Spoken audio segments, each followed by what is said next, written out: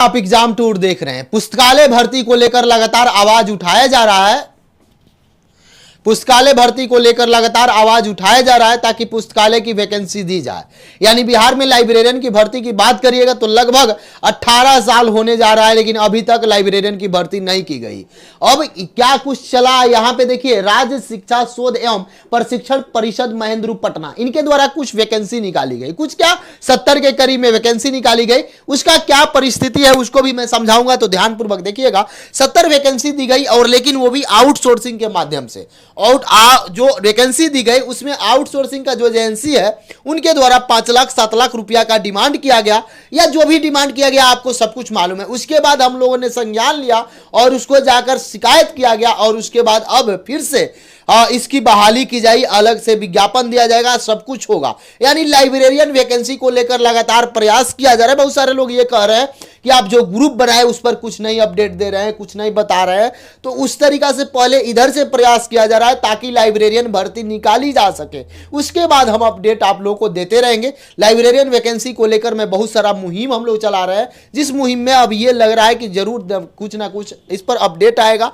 और वैकेंसी आएगी। सबसे पहले देखिए क्या कुछ मामला था, किस कारण से ये सब हुआ, उसके बाद आप देखिएगा। राज्य शिक्षा एवं शोध प्रशिक्षण परिषद SCRT पटना शिक्षा विभाग बिहार सरकार के द्वारा आउटसोर्सिंग एजेंसी के माध्यम से कितना वैकेंसी दिया गया था, तो 70 दिया गया था। किस पद के लिए, तो लाइब्रेरियन के लिए दिया गया था। यहां पे देखिए 70 पद पर लाइब्रेरियन की बहाली पूरी बिहार में की जा रही है। बिहार के विभिन्न जिलों में हजारों अभ्यर्थी के द्वारा लाइब्रेरियन एसोसिएशन को लगातार शिकायत प्राप्त हुआ। कई सारे लोग मुझे भी कॉल करते थे, मैं उनको बताता था कि इस पर कुछ काम किया जाए।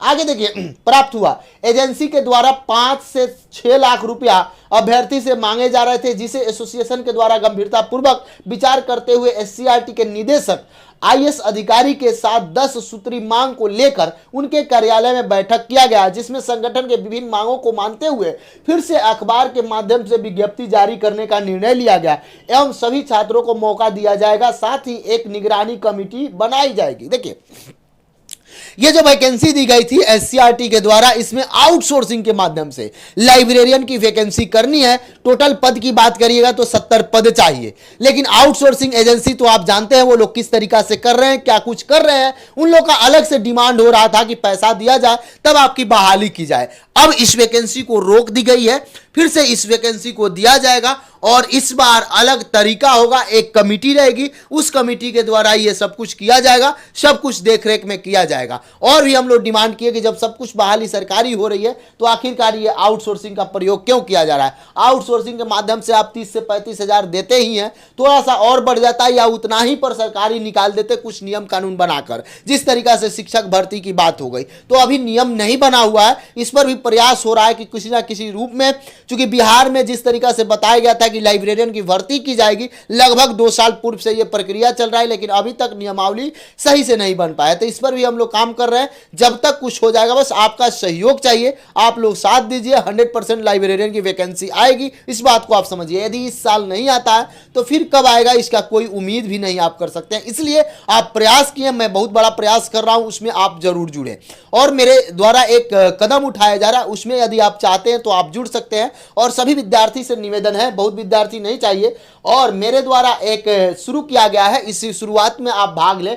रात के 9 बजे से लेकर 10 बजे तक डिबेट होगा। क्या डिबेट होगा और डिबेट का थीम क्या होगा आपको मैं बता दूं। प्रतिदिन 9 बजे से लेकर 10 PM तक लाइव रहेंगे, कुछ ना कुछ मुद्दा को लेकर। जैसे लाइब्रेरियन का हो गया तो लाइब्रेरियन के 10 स्टूडेंट, 15 स्टूडेंट, 20 जितना स्टूडेंट आ जाए, उन लोगों को जोड़ के उनका मुहिम यहाँ पे उठाया जाएगा, ताकि अभी चुनाव है सरकार तक पहुंच सके। अब जैसे एस्टेट का हो गया तो एस्टेट को लेकर हम क्या कर रहे हैं, इसमें जोड़ेंगे। सबका अलग अलग समय हो गया। जैसे बीटेट वाले हो गए तो बीटेट को अलग, इसी तरीका से मौका दिया जाएगा। इसमें यदि आप जुड़ना चाहते हैं तो आप मुझे कॉल कर सकते हैं। कॉल ना करके मैसेज करेंगे। जो भी चाहते हैं, इच्छुक है, मेरे ऑफिस आप आइए, आपको वहां से जिस तरीका से आप देखे होइएगा, लोग डिबेट कराते हैं चुनाव को लेकर, लोग डिबेट कराते हैं, नेता को बुलाते हैं। मैं नेता मंत्री को नहीं बुलाऊंगा, मैं स्टूडेंट को बुलाऊंगा और उनका आवाज अधिकारी तक, सक्षम प्राधिकार तक, नेता तक, मंत्री तक पहुंचाने का मैं पूरा प्रयास कर रहा हूं। सब कुछ देख लिया गया, सब कुछ अब आपके हाथ में है।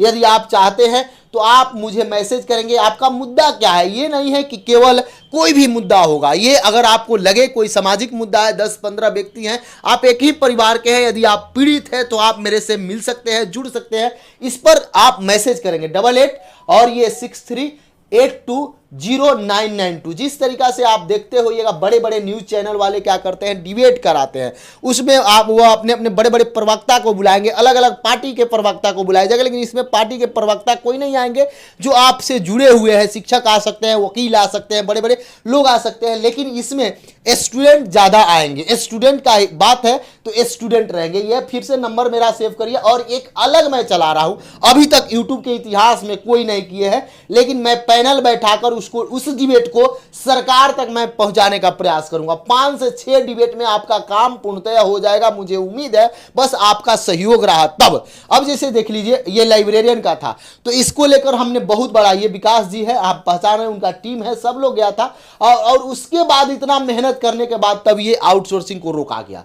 तो आप शायद मुझे थोड़ा सा सहयोग करें। सहयोग में मैं ये नहीं कह रहा हूं कि बस आपको आना होगा, मैं अपना ऑफिस का एड्रेस दे दूंगा, वहां आप आइए और आना थोड़ा सा, चूंकि देखेंगे समय जैसा रहेगा, लेकिन प्रतिदिन मैं प्रयास कर रहा हूं कि कुछ ना कुछ नया मुद्दा जो छात्र हित में है, छात्र से जुड़ा हुआ है, उसको उठाया जाए। वह चाहे आपका TRE 3 का हो, TRE 2 का हो, TRE 1 का हो, स्टेट का हो, बीटेड का हो, या कंप्यूटर शिक्षक का हो, या कॉमर्स शिक्षक का हो, या फिजिकल शिक्षक का हो, कोई भी किसी भी प्रकार का हो, या लाइब्रेरियन का हो, या BSSC इंटर लेवल का हो, या दरोगा का हो, या कहीं से कोई दिक्कत हो, तो आप आइए, मुझे कमेंट कीजिए, मैसेज कीजिए। फिर से मैं एक बार कह रहा हूं, इसी नंबर पे आपको करना है 8863820992 पर आप इस पर मैसेज करेंगे, व्हाट्सएप करेंगे और आप मुझे अपना बताएंगे, आप अपना समस्या।